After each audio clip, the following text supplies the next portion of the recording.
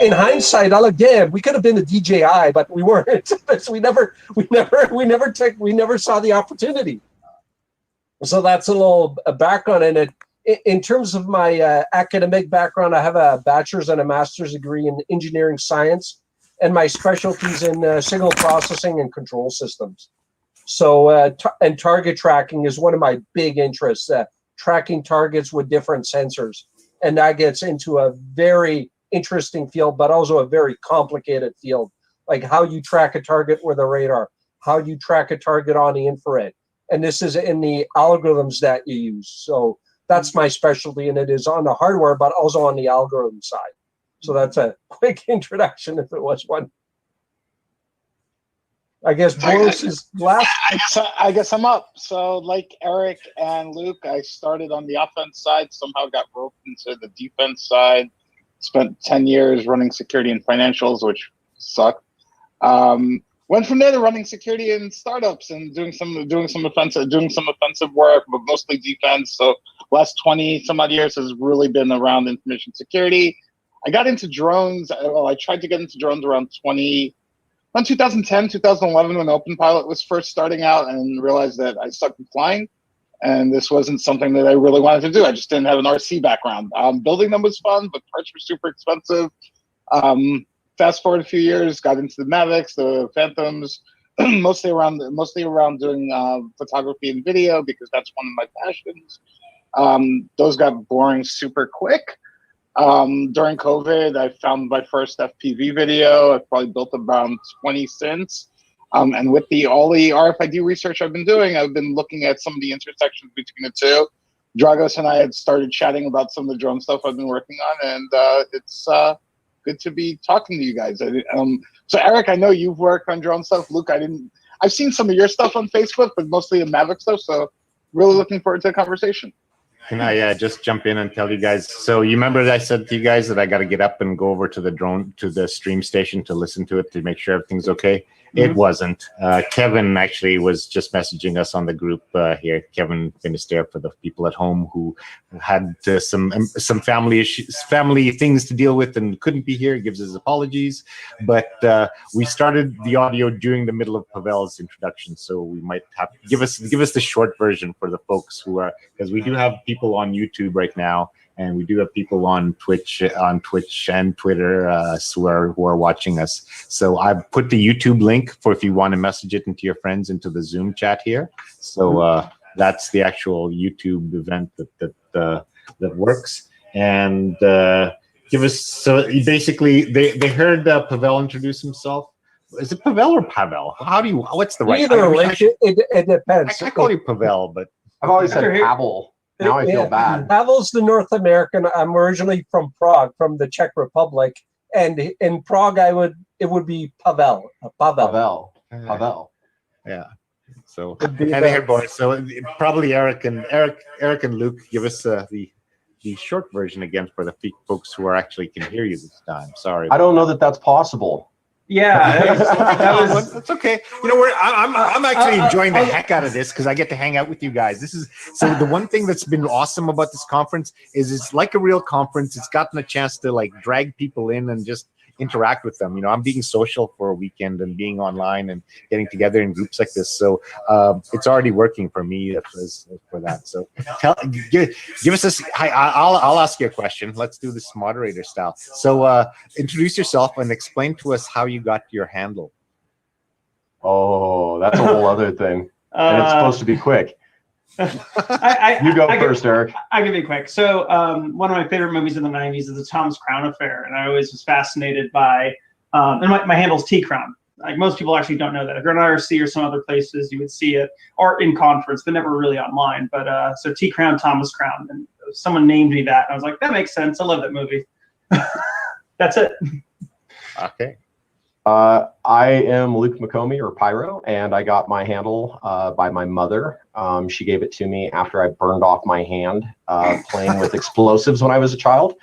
I do work occasionally as a high explosives engineer, as an employee possessor under 2 different licensed explosive teams. So not only am I Pyro, like as in the hacker scene. I actually am a pyro for real. So that's where the name came from. My mom gave it to me after I blew myself up. Oh, Cool. That's a good story. Okay, so let me give you guys the introduction. So I'll tell you guys a little bit. I started flying drones, oh God, like 2004-ish. It was right that's around when when I first met you, I think. yeah, right around then. So, I might have met you through Dean at Norburn Hobby. Yeah. Through Dean. That's and Dean, bless him, he's the guy who mentored me and walked me through all my stupid questions when electric helicopters were first coming around. And in those days, there was only a company called Micropilot based out of Winnipeg that used to make automatic pilot drones for military target drones. They'd shoot missiles at these things so that they'd be autonomously fly. And so I had this thing, we were starting to do Wi-Fi for conferences, and we had this problem is that, Wi-Fi bounces around. It's real tough to find the guy in the parking lot. I was actually involved in a couple of cases I can't actually talk about, where there was somebody sitting in a car parked across the street from the office, hacking into the office network, exfiltrating data. And it's like, how do you find this guy? So my idea was, and I started this quixotic attempt to do this. I wanted to build an autonomous helicopter that would just do Wi-Fi location. Mm-hmm. I was about a decade too soon for that, because in those days we were using NiCad batteries for electric helicopters. They had flight times about 3 minutes. You should have just It used took the 10 hours to charge. the gas-powered engines, or Yes. the nitromethanol. And I met you through Mark, because you guys were working on that DARPA drone helicopter project, and that's how we first started getting to it. So from then on, I kept chasing this problem. I eventually wound up flying and building all kinds of things and working with all kinds of autonomous things. At one point, I actually took some T-Rex 400s and demonstrated them to admirals at the U.S. Navy at the Strategic Studies Group, and they all freaked out when I flew over something that was classified and confidential with my little drone, and they're like, I can see all these. So this is a study group of folks who are about to be promoted to admiral, because in the Navy you have to produce a thesis, and it's like a PhD degree. To be promoted to be admiral, you have to go that. So through the Honeymoon Project, we used to do these lectures on emerging technology hacking stuff. So I brought some drones down to them once, and I've flown just about every kinds of things there is, and Pavel and I have talked lots more about drones and all kinds of other applications. But I've chatted with you guys. I'm a fairly capable pilot. I can do 3D acrobatics and those sorts of things. I have a veritable museum in my drone closet downstairs of just about every kind of single rotor thing in every size that has ever been flown. So I've been building for a long time. Dragos, if I can jump in for a second to kind of steer the conversation a little bit, but I thought you made a good, interesting bit, which was you flew it over something that you shouldn't have supposedly seen. And I think it's actually a very important thing to cover a lot, especially with privacy and people's perception of what is private nowadays, especially with properties, because drones are, you're working in the third dimension. Like you assume a fence or some other barrier is going to stop you. And like, that's a lot of my work that I can address and bring up like anecdotes about like how like with prisons, you have things going over with cell phones or borders, and the old adage, the old axioms don't work anymore. Yeah. I think, Eric, you and I were talking about this earlier about what was it? I'm looking it up right here. The escape from prison. It was Jim Causey. He made a lifelike dummy of himself, put it in there. This guy was a kidnapper, and he escaped from prison that using tools that had been delivered to him over the wall via a drone. Yeah. And it's like at the time, everybody thought this was absolutely insane and crazy. But if you look at some of the ways that drones are being weaponized or manipulated for other types of nefarious purposes right now, that just seems like child's play. Completely. I mean, completely. Like a lot of my clients deal with like I say executive protection. It's like a lot of corporate security and other groups, but it's like people who have like I'm just saying like the battlefields that are known in the Middle East for Americans are here today. It's like IEDs on drones. We're done. And it's just arriving here today. It's like people are just realizing that those are things and that can be done. It's like, what, you go to Toys, well, I don't know if Toys R Us still exists, but you go to Toys R Us or Best Buy or Amazon and you just attach whatever payload you want. And you go to SparkFun and you have a solenoid for release, and you can just set it off if you lose GPS, dead reckoning, and you're kind of good for cheap and inexperienced. If you're a little more sophisticated, you do way more damage. That's the thing. You can do a lot of damage today because it's readily available, and you don't need a lot of expertise. If you were trying to do it when I was building drones, you needed to how to design your own navigation system. You needed to set up the radio control helicopter. So the skill level was very high. Now, the skill is almost nothing. You don't even need to know a process control loop and integration. Yeah. But, although, these days, a lot of people spend a lot of time tweaking Betaflight, and those sorts of things of IMUs, the knowledge of that stuff is percolated out. There's a vast sort of group of hobbyists now that understand this stuff implicitly. I mean, there's no way I think you can put the genie back in the bottle. It's not rocket science anymore to build this stuff, and I think you can do a lot of damage with it. We just did the Cameron Peak fire in Colorado, right? Largest wildfire Colorado's ever had. I brought this up with the rest of the panel. We were talking about it earlier, but one of the situations when we were doing some emergency planning that we talked about and thought about was, what if somebody comes up here with a mesh of drones and decides to control a specific airspace? It literally shuts down the ability for them to be able to bring in helicopters, planes, to dump retardant, and to be able to manage the environment. And again, you can do this very inexpensively with these drones. A great example I love to talk to people about is when we look at one of America's allies. They fired a $3 million Patriot rocket one time to defend against a $300 DJI drone that they thought had been weaponized. So it gives you the idea from a scale perspective. This really does change the threatscape of how you can approach various types of attacks, not just go sniff somebody's Wi-Fi or deliver an explosive device. But when you start thinking about doing coordination with the flights, similar to like what we were seeing over Colorado, that we still don't know what they were, it gets really interesting to try to figure out, what the bigger goal or game of some of this stuff is. I was going to say that's the whole issue. And there's a term for it. It's called asymmetrical warfare. Yeah. And it's a big issue. For example, in the Marine area, as a scenario in the Marine areas where the U.S. Navy and all navies have a problem around the Middle East with this, is that Iran takes oil drums, fills them up basically with explosives, puts a car battery inside it to trigger it, then puts a bunch of electrodes on it, and you got a floating mine. They just let them float. They dump them off the end of a ship, and these things are floating around the Middle East. And if you hit it with a ship, this will take out a ship, literally, like one of these things. And the cost of putting this thing in the water, $5,000 maybe. Yeah. And you got something that could cause millions of dollars of damage. And they're hard. I have looked at mine hunting. That's one of the fields I started looking at. It is a hard field. It's not easy. And the amount of resource that it takes. So you can deploy, say, $5,000 mines. You're going to spend $500 million trying to clean it out. It's a huge problem. Well, to tie that briefly together, like actually I was rewatching Charlie Wilson's war about the Russian-Soviet war in Afghanistan, and where we were supplying the Mujahideen with Stinger missiles. So like that exact metric. So like literally it's just gone all the way down. The cost has dropped, sort of like Moore's law in a way of cost for these types of things. So like you have your Haintz, which are like what, $10-20 million a pop. Stinger 70,000. Now you have drones that are $500. Yeah. All of a sudden you could take out a Haintz to complete area denial with like a swarm of random drones, not even really programmed specifically, and you put metal cables on them, so anything that comes in path, like, could really extend that. Like put I don't know, like 3 mil metal wire on there, and like shouldn't be the same. Your fishing line will work. Yep. Well, no, I mean I'm talking Spider about wire. helicopters. Yeah, well that's for smaller stuff, but in general for like if you want to screw over helicopters, it's really dangerous. Like it's by LAX. Helicopters are easily screwed. They're fragile machines. Depends which ones, but actually it was like just noticing by LAX we had 2 alerts because some guy in a jetpack was flying around. Did they track that down yet?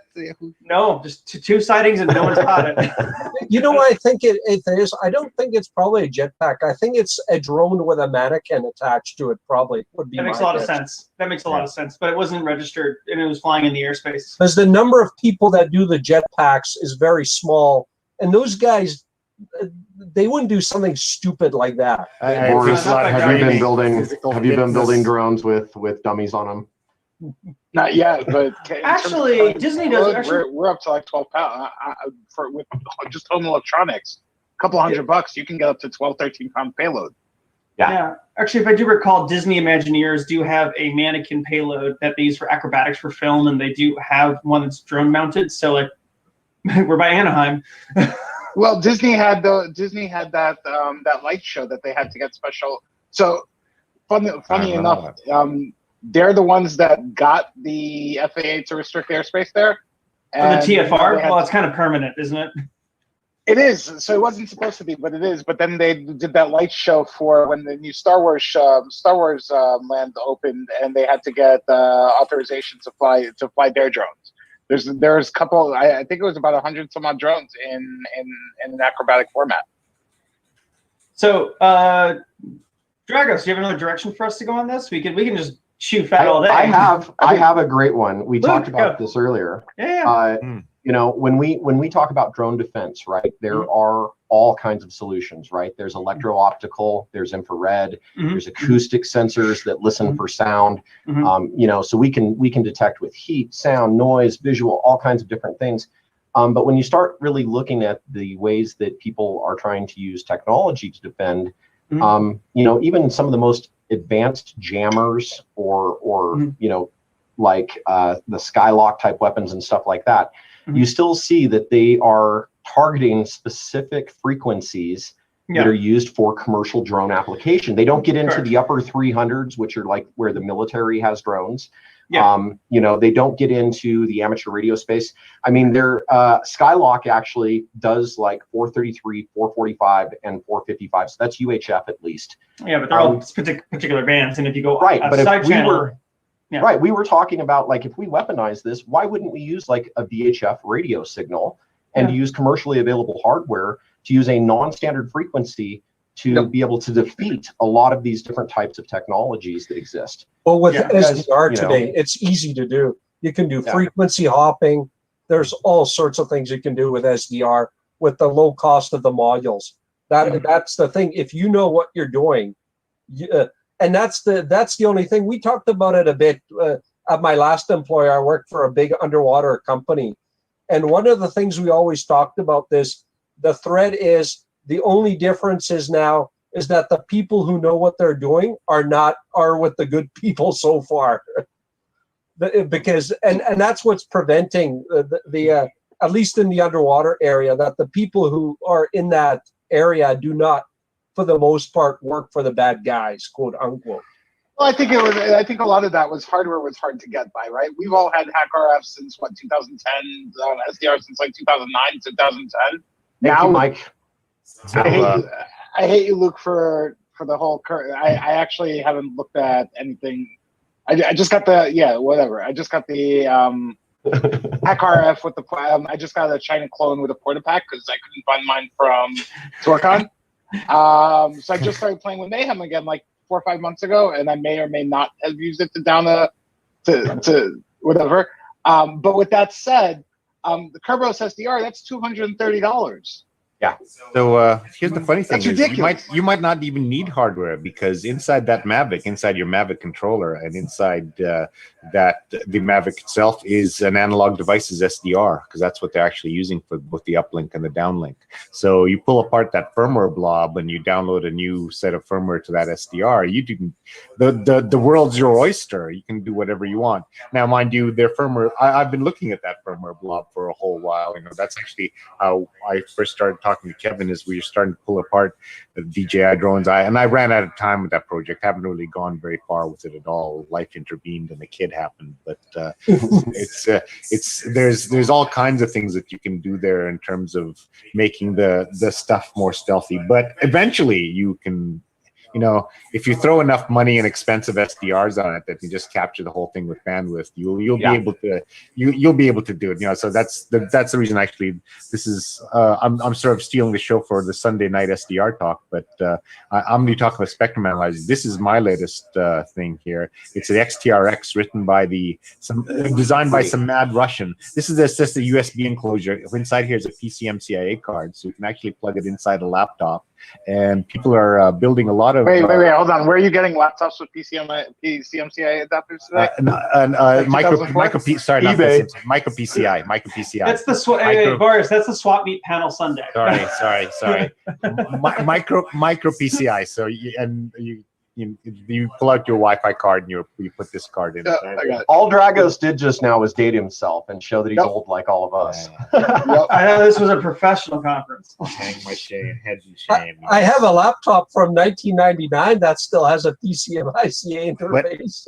I still have an Ultra 5 running Solaris. Oh, we don't want to go down this. We're not doing this. We're not doing this right now. But so I got direction to go for. So, because we've been talking about detection and stuff here. So I think that the story was kind of interesting how we first started talking about all this just before the audio kind of came back on. Yeah. We were all talking about hunting down the mystery drones in Colorado, right? And we were going through when we set up that group to discuss, and we were talking about all kinds of ways. What can we do to find these suckers? Because you got these drones at night, they're not putting off a lot of heat signature. Infrared maybe.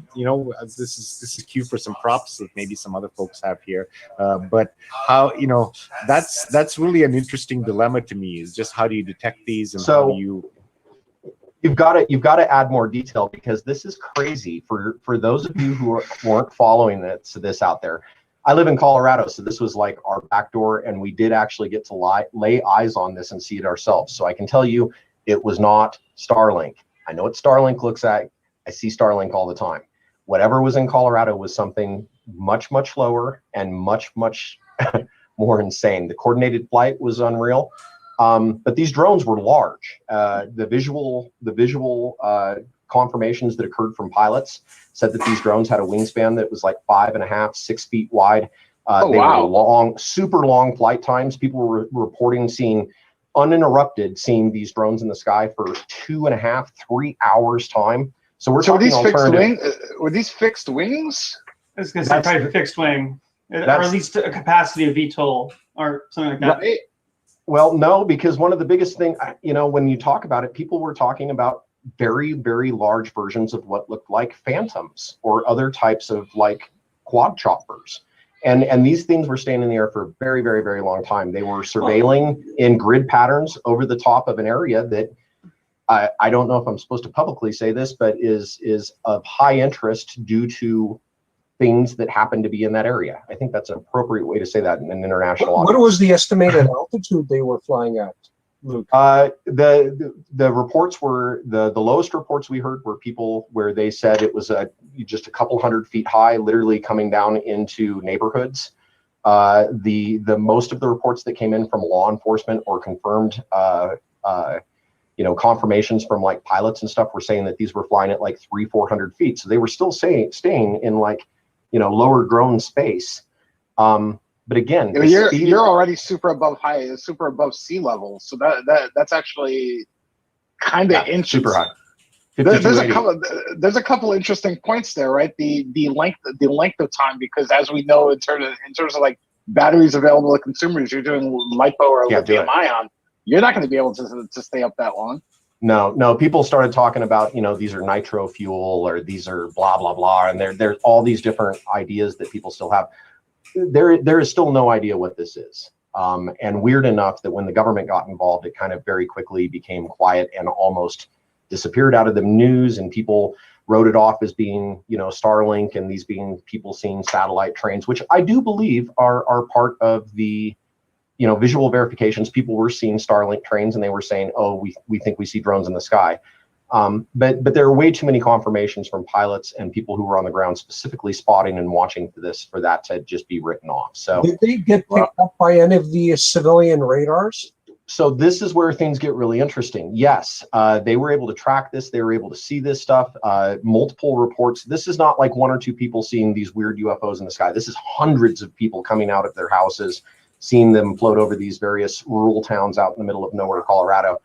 And what got interesting is that when we went out and tried to do some analysis, and one of our friends, Dawn, I wish Dawn was here for this, went out and did analysis. One of the things that was really interesting when you started paying attention to flight and the patterns that people were reporting is this is obviously being done with pre-routed, flight paths. So again, Going out and trying to do radio sniffing to try to find a ground controller is pointless. Going out and trying to do something like, shoot one of these out of the sky is obviously illegal in our country. But it was beyond an interesting time here in Colorado when all this was going down. So a bunch of us hackers, as Dragos said, kind of got together and started thinking of what are ways that we can, take these drones down, gather intelligence, learn more about this, coordinate or work with the different authorities to try to get this stuff done. And about the time that we really started getting our tools together and really started having some good ideas was about the time they were gone. And no one ever saw them again. It just kind of disappeared. They were seen all over southeastern Colorado, southwestern Nebraska, and all over down into Colorado. So pretty crazy thing when it was going on. Wow. Because any device this size will always be, limited by the laws of physics. So knowing about the size, you can calculate the energy density using different fuels. Mm-hmm. And then you can estimate what sort of range they would have. Mm-hmm. And then from there, in terms of tracking, if you can track them on radar, you can buy yourself like small radar systems today. Like I would say a marine. You can buy marine radar. He was all sorts of things. Hook up a marine. Here's the video of it. I've just brought it up. If you bring up the matrix view. So there's a variety of vendors that I know that sell civilian synthetic aperture radar systems, which would be perfect for this and are. Synthetic aperture is more for imaging the ground. They won't work in this. I have vendors who do only drone UAS mapping specifically, and we deploy them. Like they work very well for like up to 10 kilometers. Yeah, but they're for mapping the ground. They're not for detecting the drones in the air, as far as I know. It's for ground imaging. Okay, well, I will send you off channel the vendors. Okay. I'll send you 5 vendors, and you can tell them they're wrong. Because I'm quite familiar with synthetic aperture radar. It could be new. It could be a brand new thing. But as far as I know, synthetic aperture radar. No, it's not. You're killing me.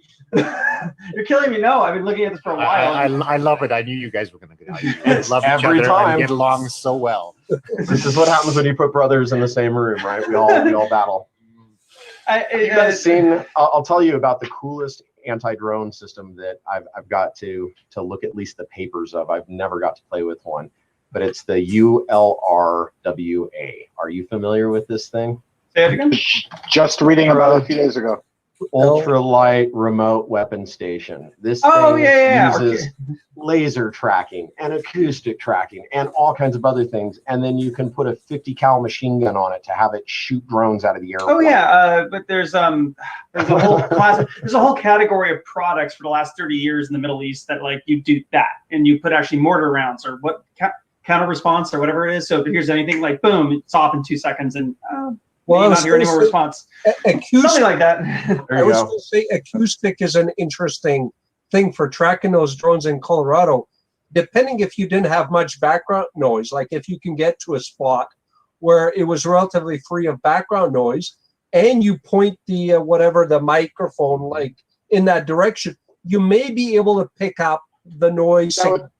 And from I think that'd be hard with fixed wings. I think you'd be hard pressed to hear them even in the dead of night. Yeah, but for the rotary wing would put off. Right. For rotary, yeah, totally. Yeah. The way people described it, it sounded like they were just super pumped up custom quad choppers. I mean, it just.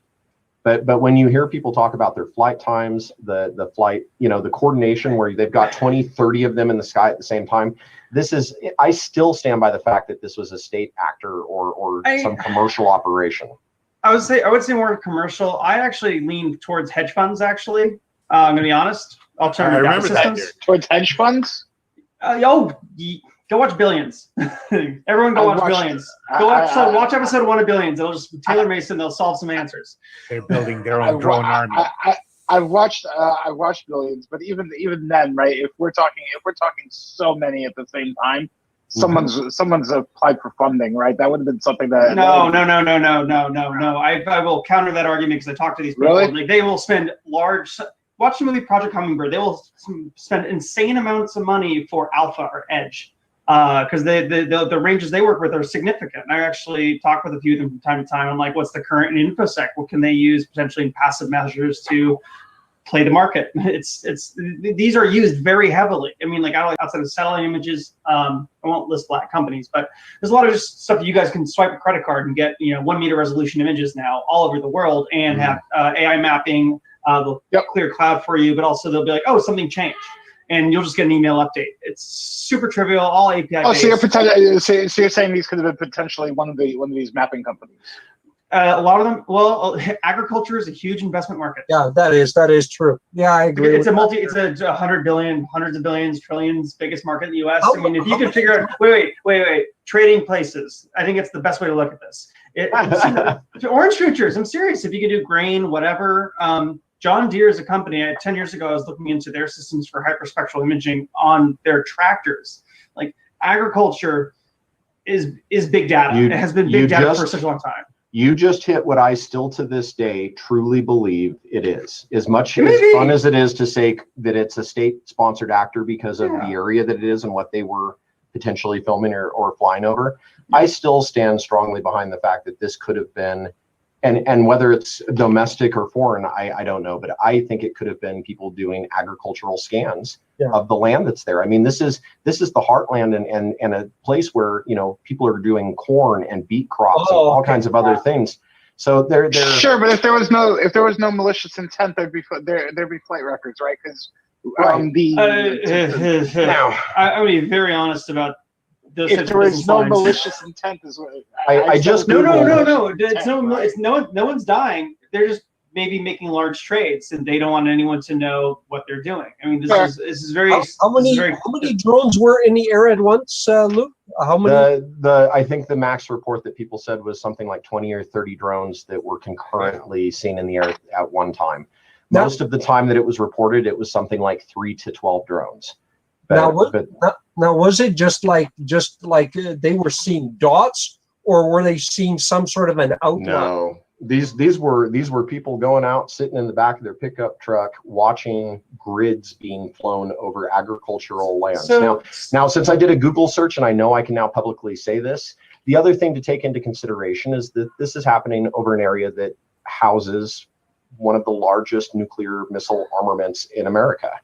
So you can imagine how, from a national security perspective, this stuff started getting really interesting when all of a sudden people are doing gridded flight over areas that are, technically protected space. So it still to this day, we don't know what it is. I still think it's very interesting that it disappeared the way that it did, and people have just kind of wrote it off. But now, was it night or was it also during the daylight? I see lots of night shots, but was it during the daylight too? Most of what was reported and talked about was happening during the daytime or during the nighttime. Some of the spots happened before dusk, early evening, when some of this stuff was being recorded or shot out there. But again, going back to kind of the talk about what we're doing here around the drone security, one of the biggest things that we're finding here is that this industry is advancing so rapidly. I had a statistic here. I can't even say it right, but they're saying that the FAA predicts that there will be 1.3 million to 1.7 million hobby drones in the US by 2023. And when we talk about this technology being something, as Boris has pointed out, is easily within the grasp of anyone with a couple $100 and a Google connection to be able to sit here and research and learn how to do this stuff, it gets interesting to think about the impacts. Physical security, when you talk about looking at just like Eric, my career has been built around red teaming. And when we started using drones to do our work, it got boring because all of a sudden, when you look at these campuses, you can't, it's no competition. There's these big campuses with cameras and razor wire and blah, blah, blah. Drone doesn't give a shit about any of that. You fly the drone right over the top of it. You've got 3D footage. Literally go up there with your DJI drone and do a 3D panoramic shot. It takes about a minute and a half to take the 45 images or whatever it is. You fly away from the location, you go back, and you literally have a 4K high resolution image of the entire area that you're breaking into. Forget that. We thought we were cool. 7 years ago. Yeah. 6-7 years ago, when we were doing, when word driving was a thing, we started using drones for that in 2015, 2014, when they started being commercially the Wi-Fi available. pineapple play. Yeah. Exactly. It was interesting on those drones in Colorado. if it's night, the background's going to be quite cold. That means a long wave, high resolution, long wave infrared camera with a good infrared zoom lens. Now, you're talking somebody, the price range for that setup is probably $10,000 to $30,000, depending. I'm saying 30. But if someone had that, they can aim that system at the drone and probably get at least a good heat signature. Because the thing that I thought was so weird is that if it's being used illegally, which it was, because there were no flight paths being published, and it absolutely interfered with several flights, and so it's it absolutely was illegal. Certain gross weight. Or if it was being used for a nefarious, state actor purpose, these obviously are some custom drones. Why the fuck would they have lights on them? I still don't understand that. Like, from a perspective of if this is something nefarious, why would you put lights on it? That's the thing. I don't think it was as nefarious. Here's the thing. It's like I've been getting more into studying to become a pilot and looking at flight envelopes for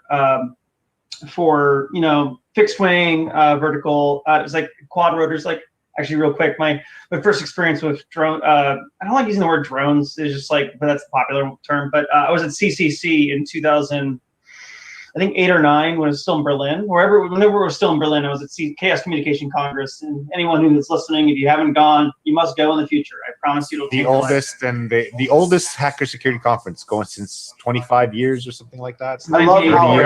I love how Eric is pimping CCC during the middle of another con. Nice job, Eric. You know what? I'm an angel. So I'll pimp CCC because the CCC folks are all dear friends of mine. CCC is freaking awesome. People. And go to CCC camp every 4 years, because that's actually even more awesome.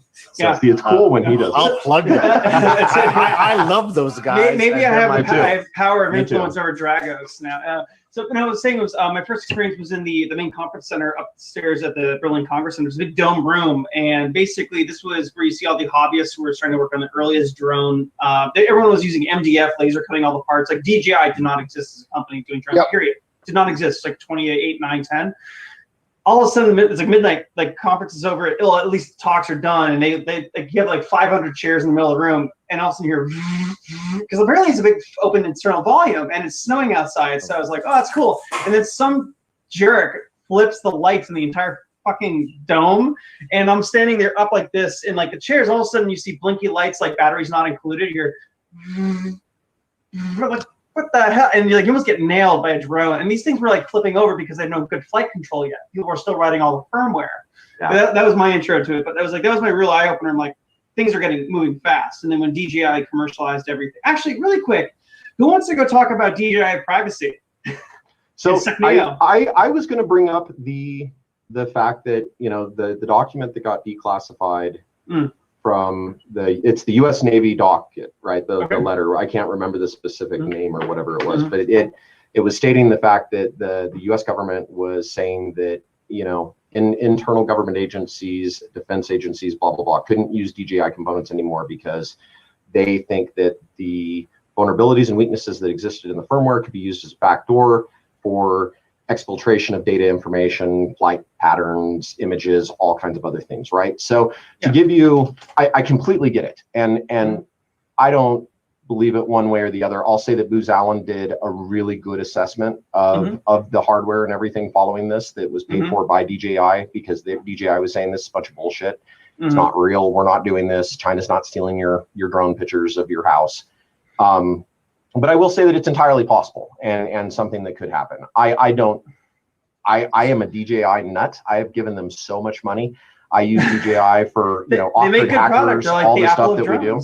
But it's interesting because a lot of that stuff has now led to the HR 2753, which is the Drone Origin Security Act, going back to DJI's response was to add a serial identifier, right, that can be seen in the radio frequency along with the drone itself. And that's going to, I think, be adopted and become the accepted norm in the new way of doing things. Now, once again, going back to what we were saying before, that doesn't matter when Boris creates another drone, because Boris isn't going to put that identifier in there. Well, and that's just it, right? DJI didn't do it to address privacy. DJI did it to get in front of remote ID. Yeah, right. Because that really was their What is that? Sorry, that was me. I'm actually looking up the SecNeo research where someone unpacked all the DJI apps and found out they were moving data, actually. Well, how's there the list of the restricted flight? Doesn't DJI put the list of restricted flights where the drone will just say, nope, I'm not going to fly here? Well, but that's just it, right? That's just a firmware. That's a firmware lock that can easily be overwritten. Right, there's tons of apps that allow you to unlock it. You don't even need the apps. The new versions of the DJI software allow you to request remote authorization. But that's only in restrict. Yeah, but that's only where NFC requires self. That's only where NFC allows for self approvals. Right. Right. So like technically, the thing that Dragos is holding, you can fly that shit over NORAD. No one, FAA is not going to stop you. So when are we going to do the? A $3 million missile might. So the question it might be too late. When are we going to hold the first Area 51 drone conference and see who can make it the farthest into Area? Don't give people ideas. Don't start this stuff, because this is exactly how the Storm Area 51 thing started. You're going to have this idea. You just made it public now. We don't have that many listeners. Good. I like flying my drone. I like these ideas we have. So okay, so back to the topic at hand.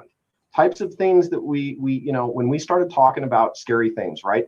The new drone technologies that we're seeing come out of China right now at a nation state level, these are solar powered, solar charged, literally able to be capable of flying continuously forever. Now, not quite, right? You get a cloudy day, you get too much wind, it drains your battery, whatever. But the fact that you're getting to a point where you can say, I can put a drone in the air and fly it for 12 hours, 16 hours. Wait a minute, Luke, are these quadcopters? I don't know enough about them. They're not. I don't think so. You're not going to get the energy density from physics. It's not going to be possible. Batteries aren't going to be able to, it's not going to be able to carry it, right? It's going to be a fixed wing. Fixed wing was the only way you can do it. It's not going to be a quadcopter, solar powered. That's not going to work.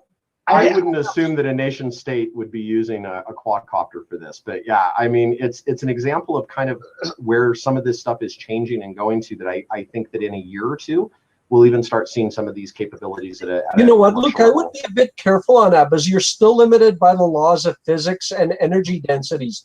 And you're not going to have, those things don't change dramatically. People think, oh, we got all this new technology. No, but it's like the ever-running car, right? It was the same thing. They said they were going to have a car. Look at lithium-ion versus lipos, right? Yeah. You have a lot of the hobbyists are flying lipos. But now they're starting to build their own lithium-ion packs to compete with the 25 minutes that the Mavic's getting, right? I've seen an hour's worth of flight from like 18650s. Right, you're only flying at like 20 miles an hour, but it's getting there, right? Because people are getting creative. What's your payload in that? You're going to be flying basically only batteries at that. Right. Yeah, you're essentially flying batteries. Yeah. It's a flying battery. You have no payload for a weapon system anyway. So when you when you classify, when you say weapon system, I mean, there's many different things that can cause damage in different ways, and that can be information disclosure, privacy disclosure. Like a lot of my clients, like, drones are a real problem. They're not carrying hand grenades; they're carrying cameras. And so like that's. But they themselves can be hand grenades, right? You fly into something super flammable. Yeah, true. Kinetic weaponry, basically. No, Molotov cocktail style, man. It's like let's not be complicated. But like I was talking about before, I'm still really surprised we're not seeing like organized crime syndicates and gangs using choppers.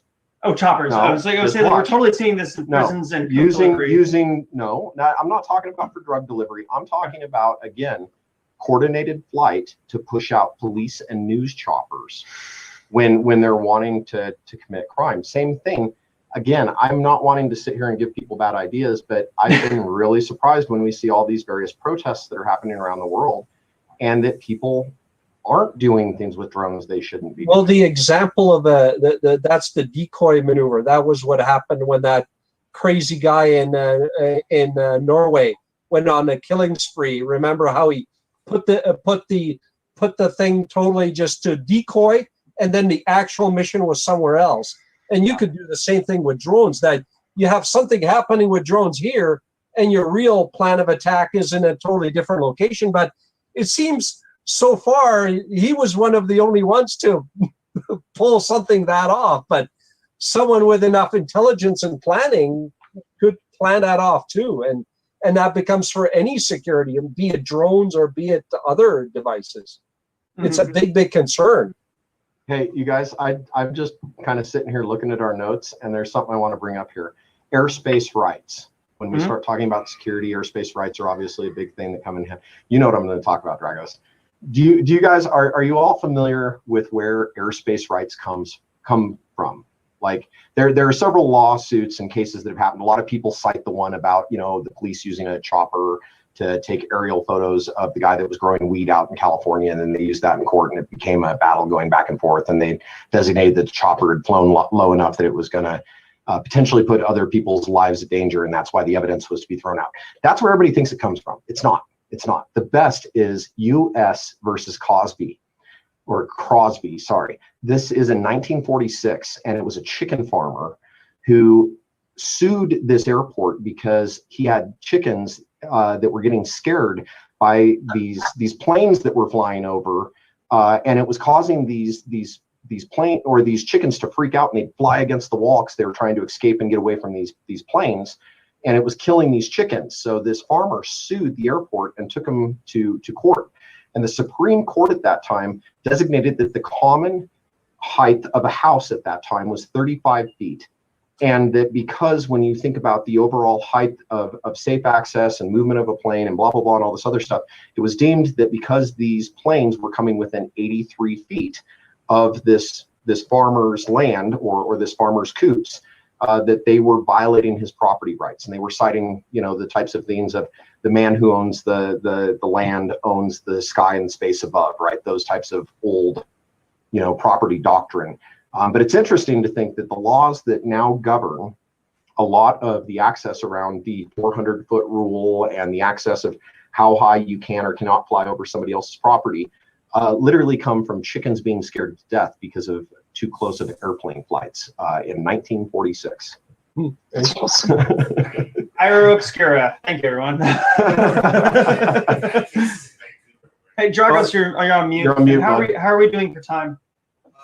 We're way over time, but it doesn't matter. I was going to show you guys. I want to go. Yeah, I want to get to your beast. You're talking about the way they all used to build drones. This is a commercial drone. This is 3D Robotics' first commercial product. The very first autonomous drone that was ever sold, fully assembled, so that you did not have to assemble it yourself, which was a novelty at the time. It was a huge one. It was, and it's laser cut acrylic, 2 pieces of aluminum. Inside here's an Arduino, and it runs Ardu Pilot is one which of is the 3D Robotics is 3D like.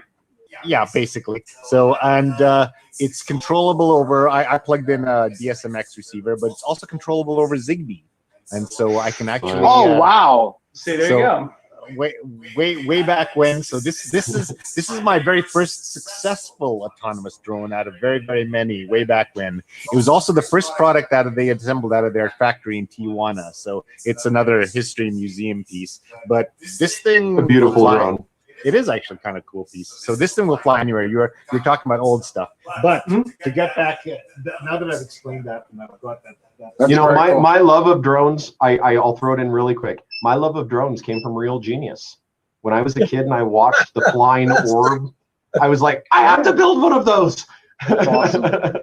That's the best movie. That's a good one. Real Genius. So, you know, I just wanted FPV on a helicopter, and I thought the Wi-Fi was an excuse, so I started flying all this stuff, and eventually I got the FPV, which was pretty cool. But to go back to the point we were talking about with airspace, it really gets complicated because we've already had cases in Vancouver where they've had to arrest folks who are buzzing around apartment buildings because you know you've got that implicit sort of I know in downtown Vancouver everybody stares at each other, everybody else in the apartment buildings anyway, just like New York or somewhere else. But so there is still some on this concept of implicit privacy, and I think that we at least once a month somebody shoots down a drone because some neighbor gets upset because his wife was out there in a swimsuit and the neighbor was flying a drone. We still see all those things, but the screws are getting down. I was going to ask you guys, what do you guys think about transponders?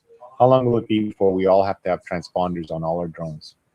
I honestly think we're weeks away from remote ID being finalized, and that really is the commercial industry pushing it as a policy. Cool. And that really is that UPS, Amazon, all the Uber, all those companies pushing for commercial drone delivery. Some of them are working on autonomous cabs in the sky. I really think it's going to be within the next couple months. Real ID is going to be finalized. Might even be the next couple of weeks. I think that if it's, I absolutely agree with you. I think that when they go to roll it out, it's probably going to be a phased approach, and I think that you may also see new flight restrictions as far as height, elevation, and other types of things. I think that they're going to start approaching this very similar to the way that they do with commercial airspace, where commercial drones, for instance, will be flown at something like 400 to 600 feet of elevation. I can't remember where we start clipping into small air flight.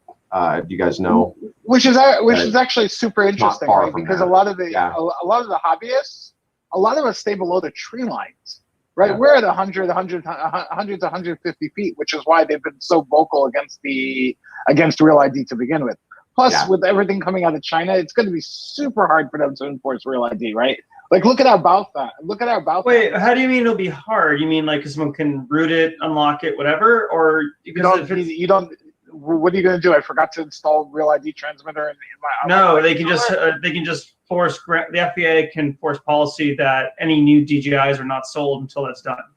But that's just okay. I'm specifically just not like FCC. Telling you that you can't do Baofeng radios. I mean, we're seeing a lot of trade limitations right now, aren't we? I mean, like if that continues, like that's just another step. I mean, they're not going to talking about DJI from Alibaba coming over with Chinese drones. They're not going to. But that's just it. I'm not talking about DJI. DJI's already been ready for Real ID since like Mavic Air 1, right? Well, I mean, it's a large company. The last 2 years. Well, what's the one thing I want to point out there is a business model thing is like there are big companies, so they can do it, which puts a moat up for smaller vendors that they have to support it, and it gives them a competitive advantage because they're so. You know what my problem is with this, you guys. My problem with this is it goes right back to the same thing. Such as, again, I'm a Western good old boy from Wyoming, gun-toting American. It's one of these things that when you try to start regulating the device, just like gun laws in America, in my opinion, when you start trying to regulate the device, the drone, the gun, the whatever, you're regulating it the wrong way, right? Yeah. Bad guys don't give a shit about laws. Nobody that's going to weaponize or use a drone and risk the what is it, a $50,000 fine in prison?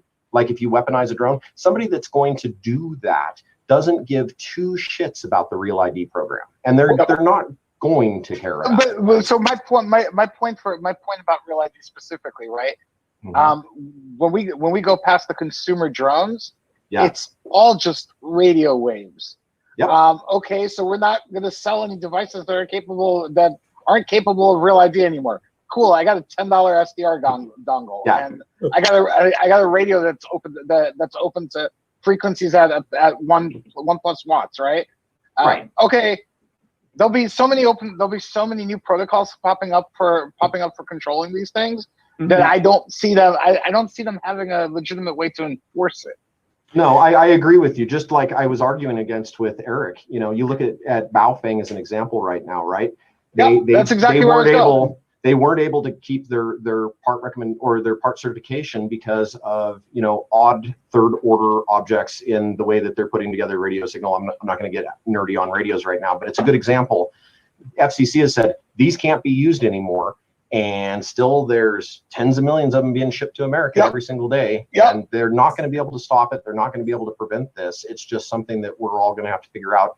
Oh, okay, well, people now using radios are going to be creating this problem, this interference that exists that could be problematic because these which has been in the radio space has been a problem for a while, right? It has, absolutely. Like the bubble packs that you technically need FMRS that you need a family license for. Most of my friends, they don't use them. FMRS. They don't use them.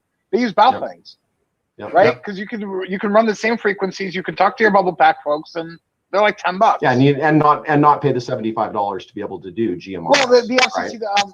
Not that it's not illegal. The FCC doesn't really give a shit about GMRS, right? On those Baofeng radios. I think that's what's going to. Go ahead. I'm sorry, Doug. No, I was going to say, I think that's what's going to fight us in the real ID thing too, is cost. You're going to see a whole bunch of cheap toys that are going to get increasingly more capable and still stay so $7 cheap, whatever to manufacture, and $20 to sell, and $30 at the retail shop. So they will. They're not going to, that extra 30 cents or whatever for the transmitter or whatever it's going to cost when they finally mass market it is still going to be the first thing they're going to drop off in the cheap toy when they're selling to the market where they don't have to have that licensing. But and those are get gray marketed over into the places where you do need it. That's but they're probably look at those cheap drones because they're under a certain weight limit. Will not have that. I think it'll be probably in Canada. It'll be the 250 gram rule. If it's under 250 grams, it won't be regulated at all. This will only apply for anything above 250 grams. So this can carry 7 pounds. Technically, has to be registered. I could run this with $10 SDR dongle and my open TX radio. Yeah. What frequencies do you use for that, Boris? Well, this is at 915, right? But I'm actually so. Here's the other thing too, right? FCC already highly regulates beds, right? Mm-hmm. Every vendor that you buy a receiver from, they actually have the disclaimer that you must be a ham to use it over X. Yep, that was actually one of my favorite things, was that I had been flying first person view because with offgridhackers.com, there's my shameless plug. We constantly use surveillance all the time on our land, and it's not necessarily against humans. We have cougars, bears, all this other kind of stuff. So we literally use our drones for video security and surveillance.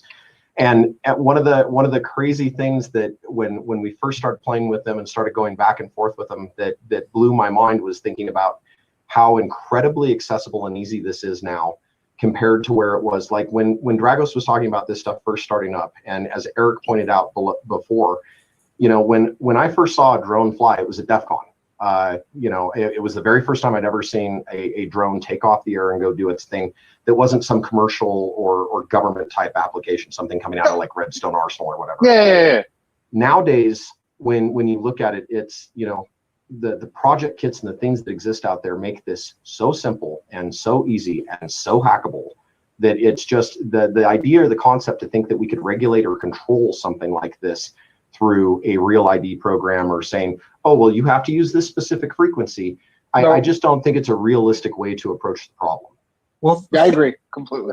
Things were hackable back then, but it was just harder. Like I know from the aerial robotics competition, we were doing radio-controlled helicopters. Teams were doing that from the major universities back in the mid-90s, having autonomous flight. There's some really good papers that were written in the late 90s that were actually used, I think, by all the drone companies as the basis for the flight controller. Yep. Like the open stuff got started, I think, from all the papers that were written at Georgia Tech, MIT, and Berkeley. There were a couple teams. I've seen a couple. When I was going back in the late 90s and early 2000s, Georgia Tech brought the Yamaha RMAX helicopter, and that's a 100-pound crop dusting drone from Japan.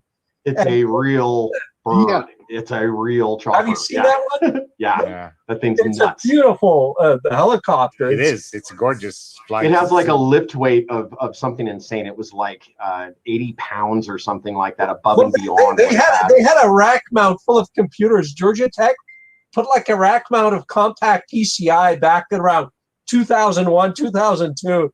So they had like a box below it, and it was flying autonomously around. So everybody, Eric said he'll be right back. He had to reboot. I think he's running Windows like like me. So I I'm might ready end up for having to those. reboot too. Speaking of Yamaha, I'll tell you guys a story, because every year we normally have this conference in Tokyo, and every year at this time of year is the Tokyo Motor Show, which is awesome. It's been crazy big show in Tokyo Big Sight, a giant inverted pyramid underground event hall.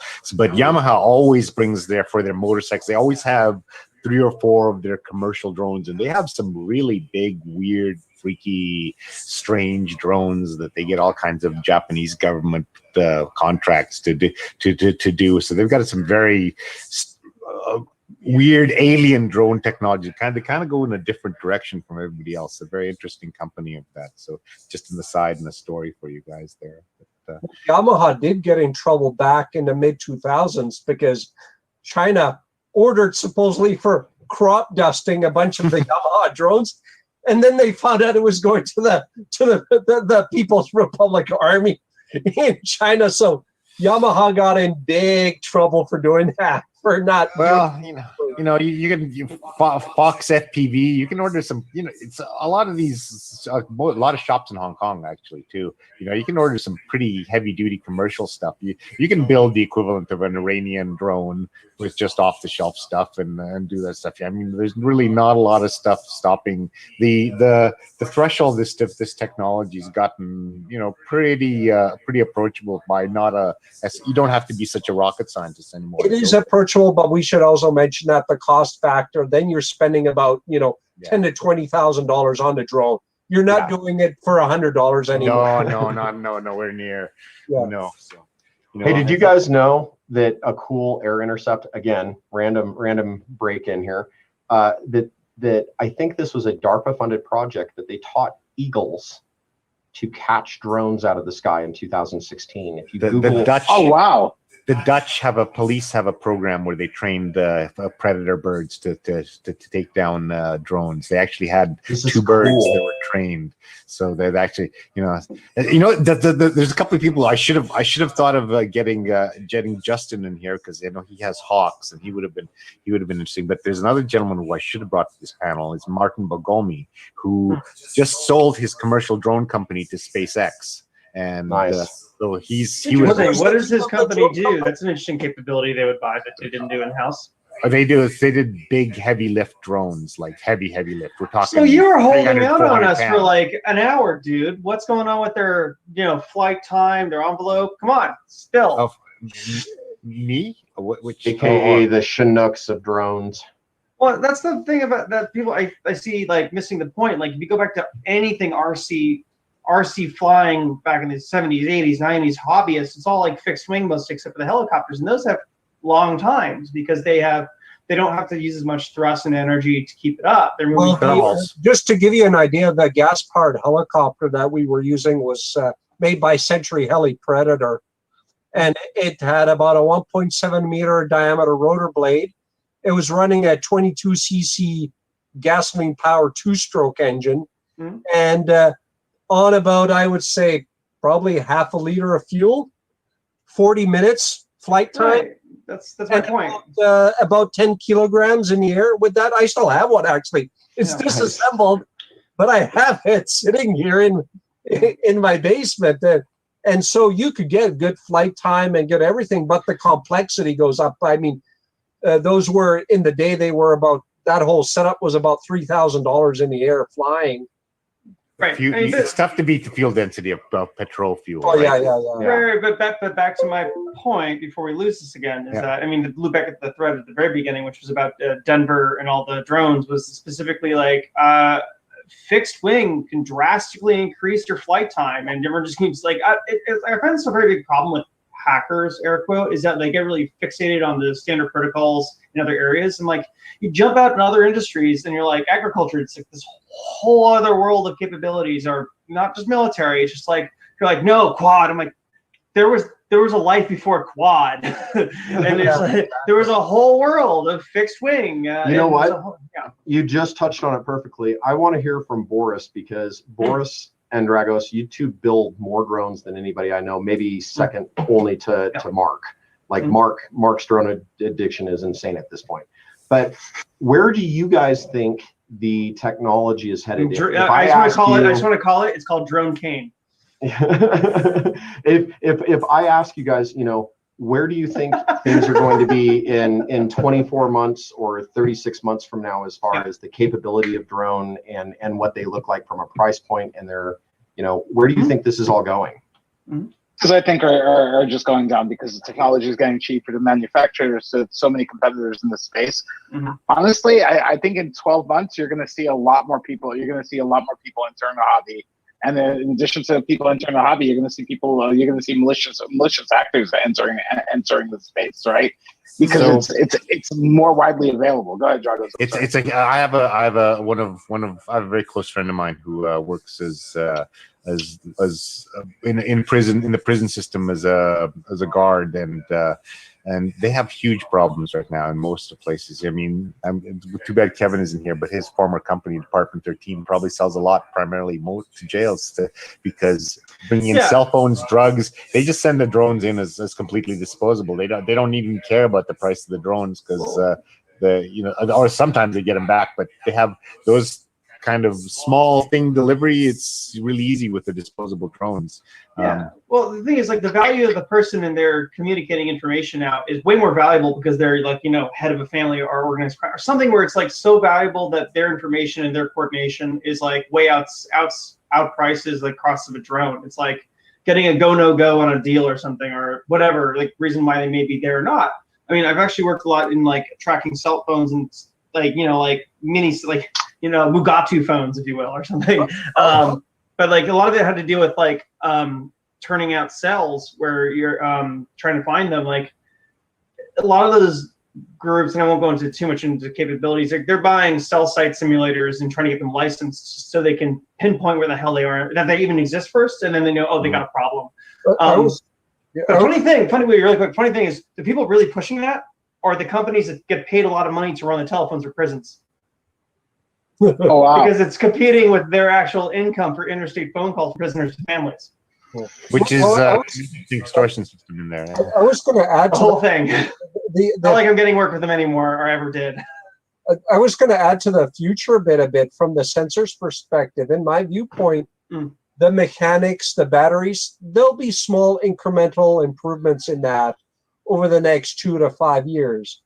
The biggest change will be in the sensor and computation capability. Oh, absolutely. You're going to have the automotive technology, like what NVIDIA is doing in vision processing for the autopilots.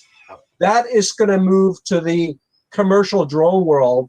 And once you get the NVIDIA processor that's being used in the Tesla autopilot, for example, on a drone, it's going to mean that you're going to be doing vision identification, vision tracking, vision.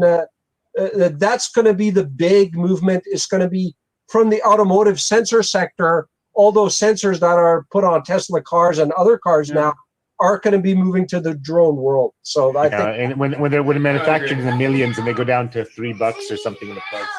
Okay, I got to go help my little kid here for a second. But I was going to say, we're seeing that coming from the the DJI drone. Yes, I can help you. Okay, I have to go.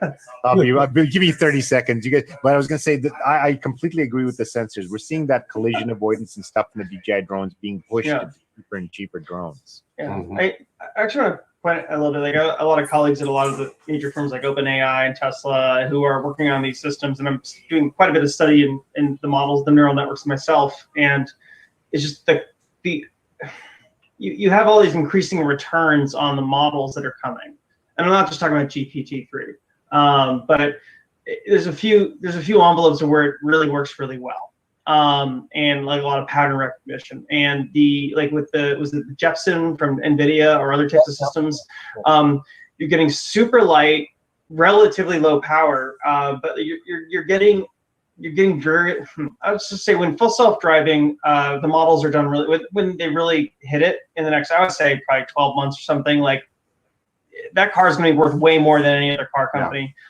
period. It's just like, usually a car depreciates, right? This one's going to actually go up in value. And so the thing is that all that will apply down to UASs or drones. And so, but then the thing is, like, then you have like nearly pure autonomous flight, and even if you jammed it, it's still going to operate. Like, exactly, because it's going to be using computer vision Yeah. It's going to be looking at maps and comparing a map and doing map navigation instead of GPS navigation. Yeah. I mean, actually, like one other thing is I've been actually talking with folks in Africa who deal with anti-poachers, and I've come up with a number of solutions with software-defined radios and drones to track. Actually lowers the risk profile of all the counter-poachers. I don't know if anyone wants to talk about that offline, but basically, like, if you need to look after large swaths of things, like they do have a real practical application, but you need to monitor and manage them. That's where I see AI really like, not just those applications, but other applications down the line. Like, but then you have to cover things like privacy, law enforcement, like use of that, where they're going, how they're using them, wide implications. Yeah, that's true. Yeah, especially because as the computing power goes down in the price, and also the software has to catch up, because in a way the hardware is always ahead of the software. It takes always a couple years for people to catch up to how to use the hardware. I would argue that. I say software's already been ahead in many cases, but the hardware didn't exist. Like a lot of the AI models that you see are, as I like to say, euphemistically applied stats, because a lot of engineers get pissed off. Yeah, I know. I always make the argument that AI is just all that stuff that I know from my control systems engineering courses, and most of the stuff is based on stuff that was discovered in the 1970s. Well, that's my point. That's exactly my point. That we have computers that can run it, instead of running at 10 samples a second, they're running 10 million samples a second, and that's what makes it possible. Right.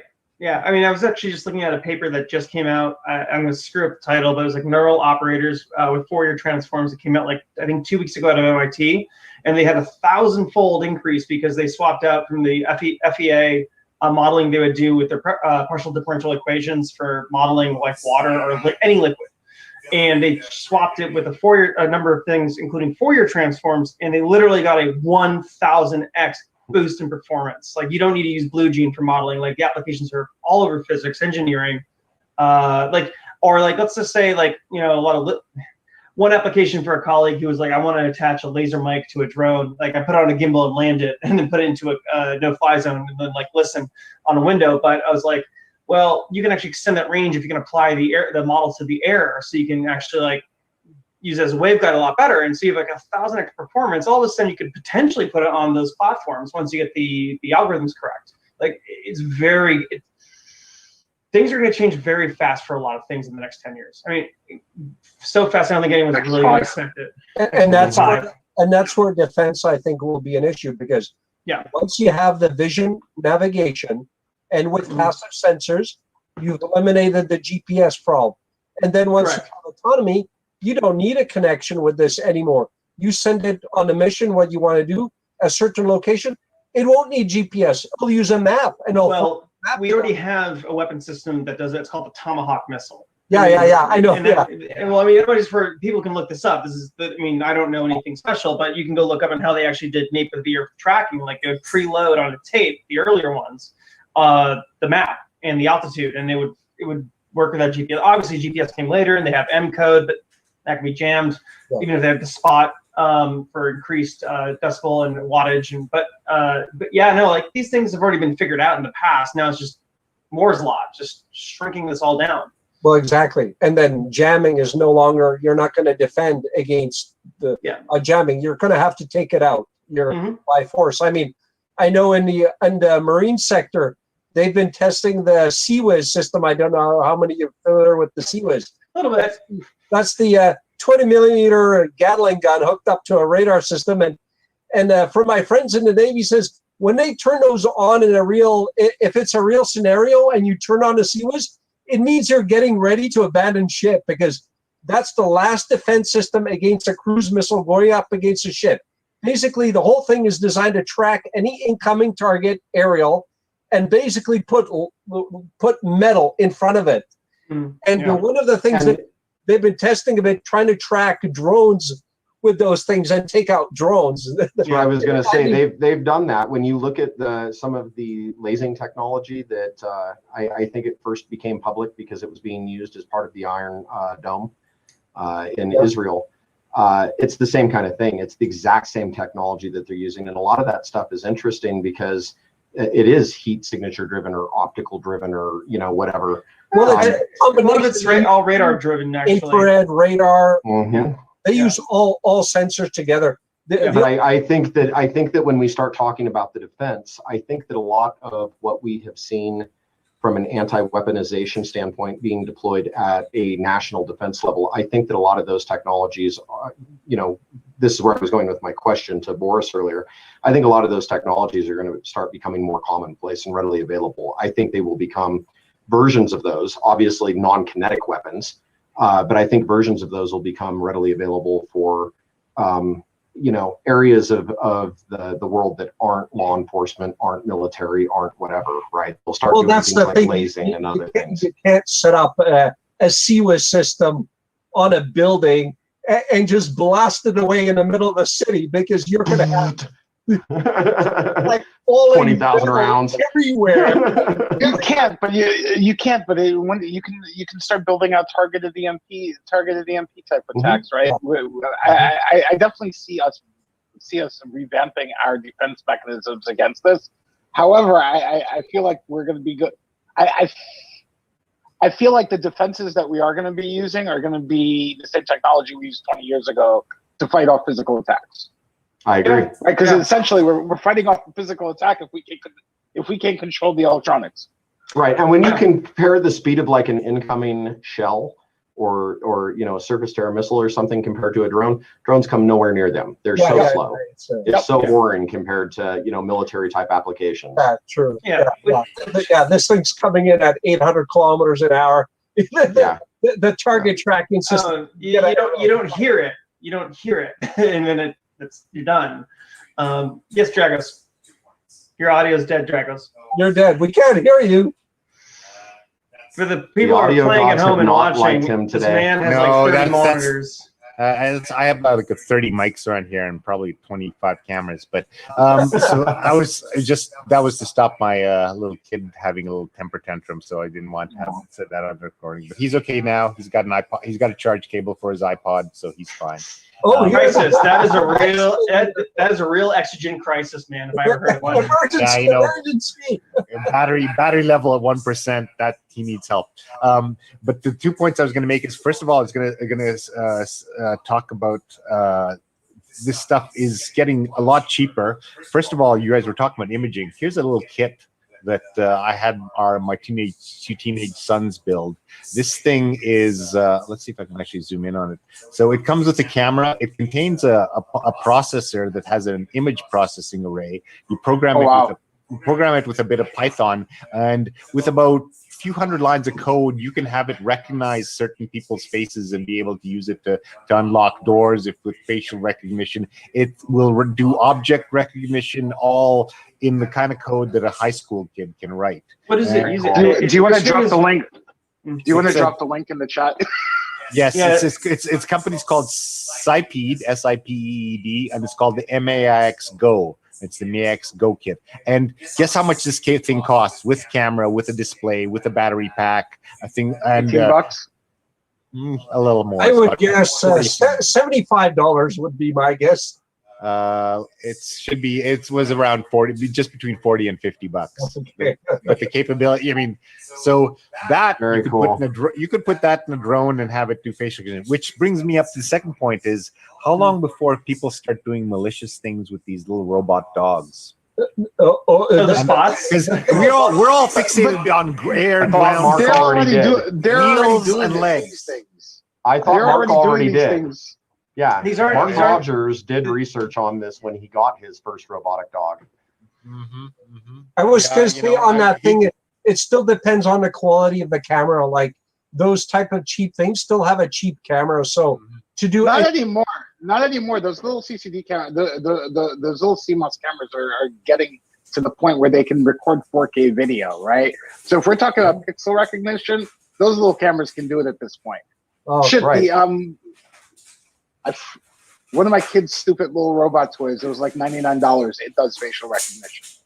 Think about the fact that we were talking with not even doing the 4K, but the FLIR stuff that we were talking about before, with some of the higher resolution FLIR stuff, you could literally do anonymous drones that are programmed to do laser tracking. Yeah. So, I mean, it Very would be much so. very, very, very simple to, for a couple of $100 or a couple $1,000, I guess it's FLIR, it's a little more expensive. But the point is, you could essentially replicate the same type of thing that you see in some of the, more advanced weapon systems being used in drones to do all kinds of crazy shit as well.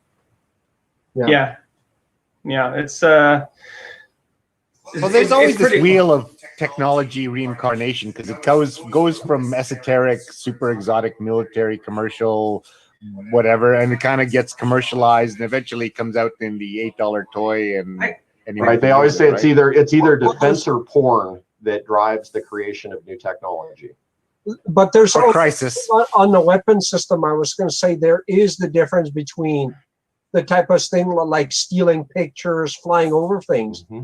But then there's the one actually doing damage with the explosives and, absolutely, for example, trying to kill someone. And that's where there's a sort of, at least from what I think, there's a big difference between those two. I mean, to a certain extent, yeah, someone's flying over my house.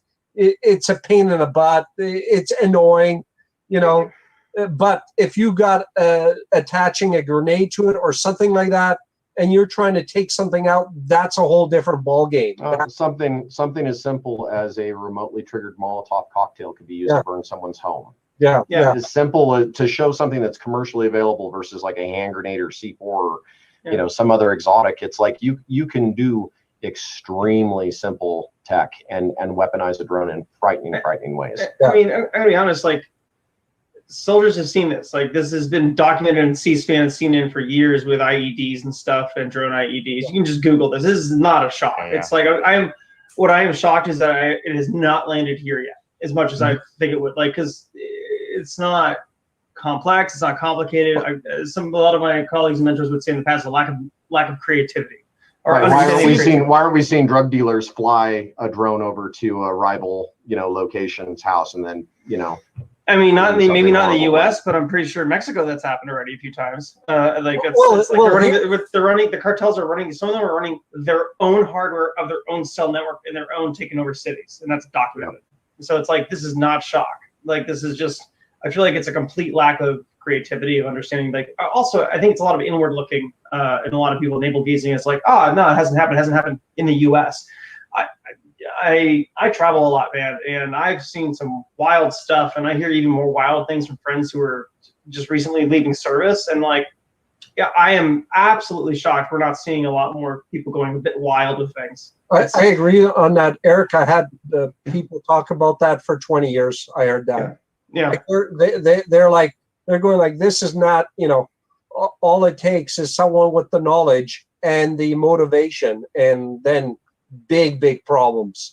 I think at this point, it's not even it's just motivation at this point, and point to like, so I actually have to do a lot of threat modeling for, so basically a lot of companies and individuals where like there are real life threats. I actually work with a lot of groups that we develop BOLOs, or Beyond the Lookouts, which is lingo and executive protection for people threatening lives and life safety. And so like, I do see a lot of what I see siloing. So like from people in the cybersecurity world and physical security world, they don't talk.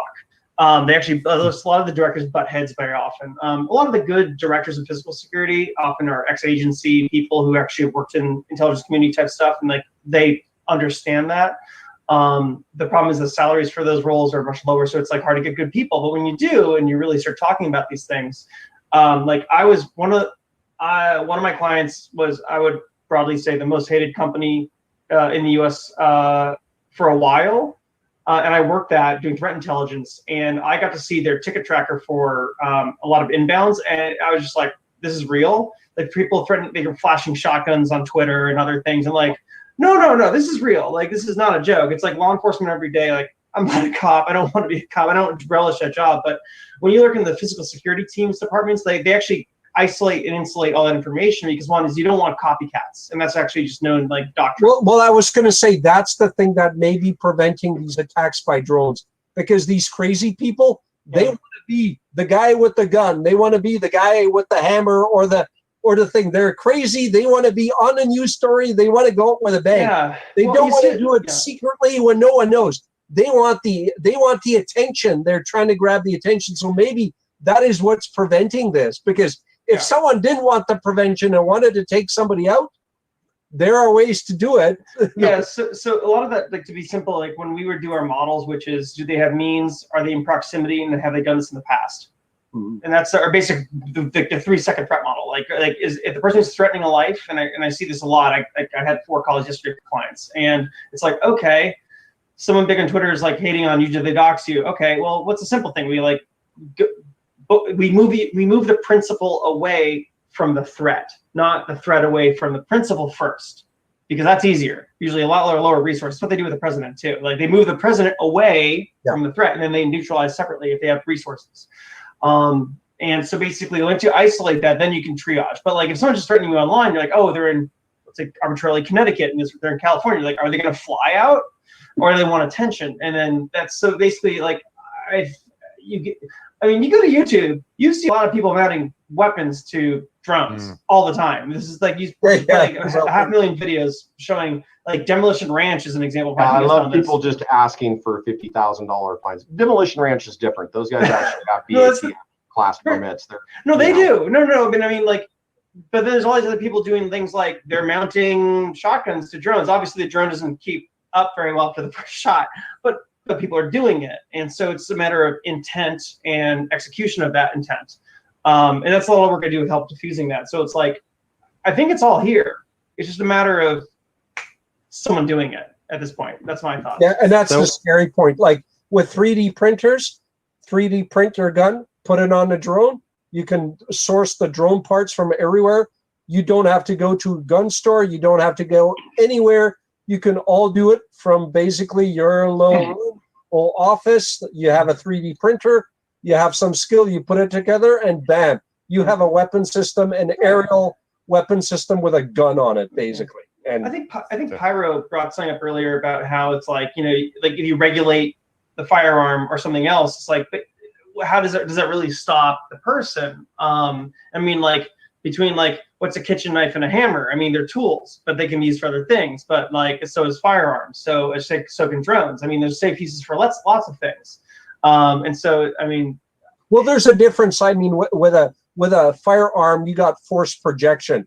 I mean, with a knife, you're kind of range limited. Well, no, that's the point. No, it actually dovetails back into what I was saying about like range, like intent, proximity, and like, you know, have they done this before? And like, is it a real worry, or can we just ignore it, or something else? Dragos, where are we? Where do we open into Q&A? People are telling us, what are we talking about? This isn't drone security. Fair. Actually, so moderator's not doing well. Well, actually, I was gonna wrap it up around the 2-hour mark, which gives us another 15 or so minutes. So I was gonna ask you guys to take us in a complete different direction, because I wanted to wind it up on a topic that's near and dear to my heart. We're gonna go back towards RF, but let me throw this scenario out, because this is a real scenario. People actually contacted me about this. We're talking about fear and the fear of drones. Where is the point going to be where this stuff is going to percolate out, that people are going to start working on countermeasures? So let's walk through this scenario. There's a guy who has a drone, and he's always flying it around an office, and the office is doing particularly sensitive stuff, and in some field, and we'll just leave those as blank dots.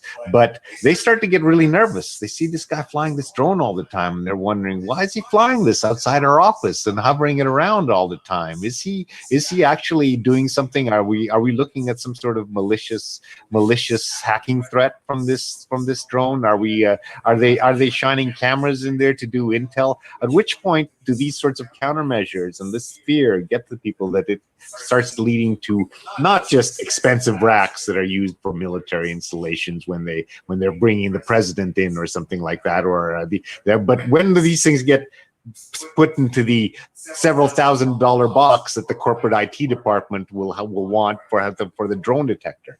And I'd like to talk with the last few minutes. Let's talk about RF countermeasures and RF detection, because that's what I'm really bullish on. Because I think the RF I kind of want to touch on that first point, considering the fact that I'm stuck running IT under security.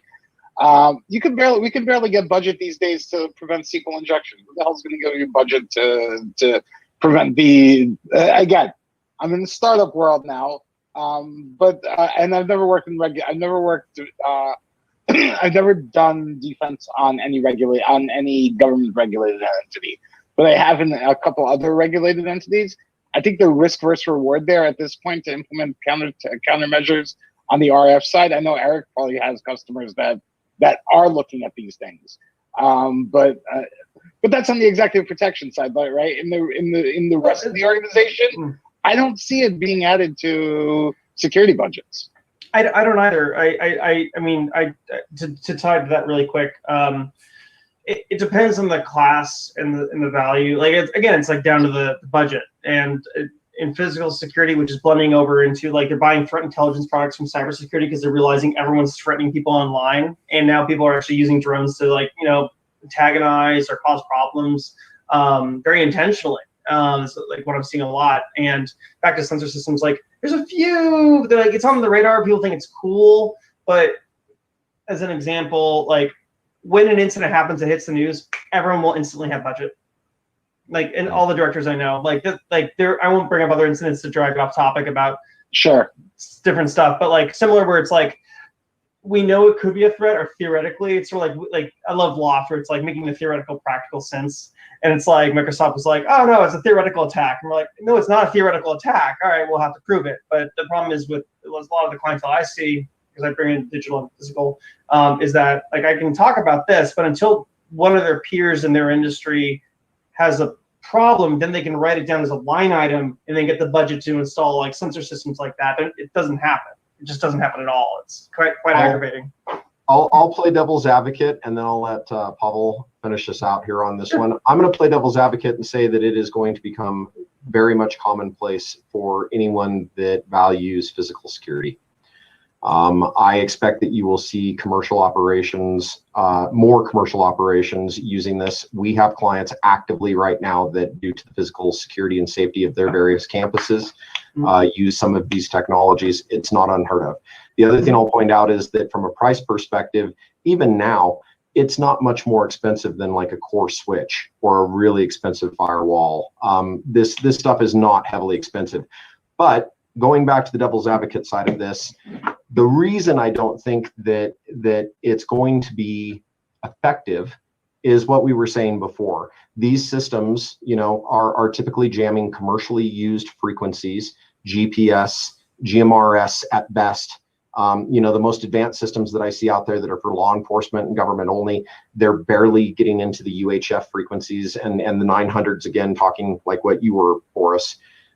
So when you start talking about jamming and frequency and intercept and, sending like a return home type signal, I think that these things are going to have a lot of different regulations that exist around them.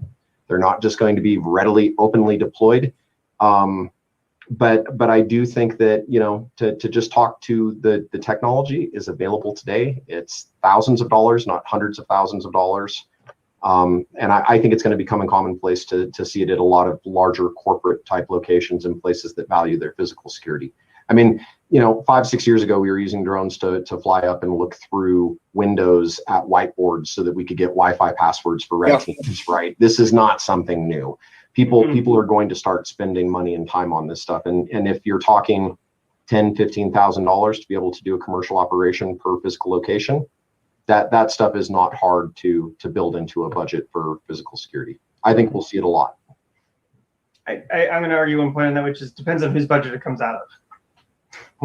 Yeah, I guess when we're talking like Google's, Microsoft's, larger corporations, defense contractors, people like this, I expect this will be commonplace within a couple of years. Yeah, I think it's industry specific. Some will like crank up really high on that fast. I just going to go a bit on a different or same concern but different angle. I would say it would depend on the social angle too. What country, what city you're in, and where you're at. Like if you're in Canada, in Vancouver, to be honest, I don't know other than the Prime Minister who has really high security here. Like I don't know if a mayor of a city will not be using this, and even the provincial leaders will not be using this. In Canada, this will be maybe if our Prime Minister's coming to town, then this will be a concern. Or if one of the few Canadian billionaires or something like that will be traveling somewhere. But I think in Canada, when we look at this, we go, well, this is a U.S. problem. You know, you guys have the guns and the maniacs and things like that. We're up here in Canada. We're all friendly. We're all Canadians. So here in Canada, from a social perspective, it would be like, yeah, there's a drone. It has a camera. Why don't you just close the blinds? Then they can't see inside and things like that. So I think there'll be a cultural thing, like, you know, and if you're in Mexico, it may be a problem because you got drug dealers and all sorts of things going on. And there to be a high net worth individual in Mexico is going to be dangerous. Being a high net worth value in, say, Russia will be dangerous. But being a high net worth value, say, in Sweden or in Norway or in Canada, it's not going to be that. So it depends on cultural, too, a bit, I would say. Where and what place will be, I think, differently. And different countries will take it at a different thing. I mean, we had a guy sneak into the residence of the prime minister one year and no one noticed. I mean, the prime minister's wife was getting ready, I think, with her shoe to bang the guy over the head or something like that. This is Canada, you know. Even the prime minister's residence, he could walk straight into his bedroom in the middle of the night. So I think, you know, if you tried that in the U.S., you would be shot, even if you got within 200 meters of any place like that. So that's, I think there are going to be cultural differences in this approach and the locations. And I think it's going to be the incident. Once someone, it's all going to be fun and games until someone gets seriously hurt or damaged by a drone attack. And then suddenly everything will explode at that point. Or, and the other side of that is, once the new things have been deployed, wait for one of these jamming technologies to cause, you know, harmful interference to a valid or real signal that's out there. These frequency bands are used for a lot of different types of things, not just drones.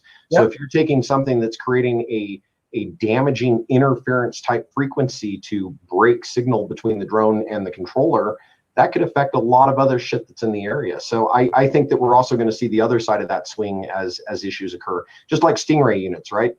Stingray units came out, the cops thought these were the coolest thing in the world because they were able to set up fake cell phone towers, intercept calls, text messages, that kind of thing. But as soon as they started deploying them, all of a sudden people are saying, you know, I'm in the middle of Colorado. Why does my phone say that I'm in Maryland? Right? And all this stuff was messed up because of the way that they were being deployed ineffectively. I think we're going to see some of that with anti-drone technology as well. I think it'll be an extension of people's physical budgets. There'll always be people who will have places that they want to secure it a lot, but will there be enough to spawn the formation of an industry? I personally think it'll lead to detectors more than countermeasures. I think people will want to know when there's a detector, and I think that there's going to be some techniques to do that sort of stuff. And with that, we're going down on 7 more minutes before we hit the 2-hour mark. But you know, actually, we might just wrap it up here, unless you guys have any more topics. It's actually been a fascinating talk that we've meandered all over the place. But great to hang out with you guys for a little bit and bullshit. You too. This has been wonderful. Thanks again. Awesome. No, this has been great. Thank you. It's been great. Thank you. Yeah. So cheers. Come hang out on the Discord. Hope to keep talking to you folks. We'll all keep talking about drones anymore. We're just probably not on a stream, so it's great. Last final thought, because my wife handed me this, because just for the folks watching the little this is it's coming up on Canadian Remembrance Day, and the lockdown is hammering all the folks who normally make the Canadian Legion and the vets who normally do all kinds of community things. They're not selling any of these poppies or getting any of these funds. So you guys, just as a public service mission, think about all the places that aren't getting donations now, that the charities and where those places are getting really impacted by the COVID pandemic. So that was your moral reminder there. So, and with that, please, thank you, folks. Thanks for spending time, and thanks for joining us. And well, you know, this is the very first digital online plan conference we've ever done, and it's been pretty awesome. Welcome to the inaugural. So I'll talk to you guys later. Awesome. Yeah. Right. Thank you. Thank you so much. Thank you for having me. Yeah, thank you. Okay, and the streams are going off. Dragos, just very quickly, how many people did you have viewing? We peaked up around 30.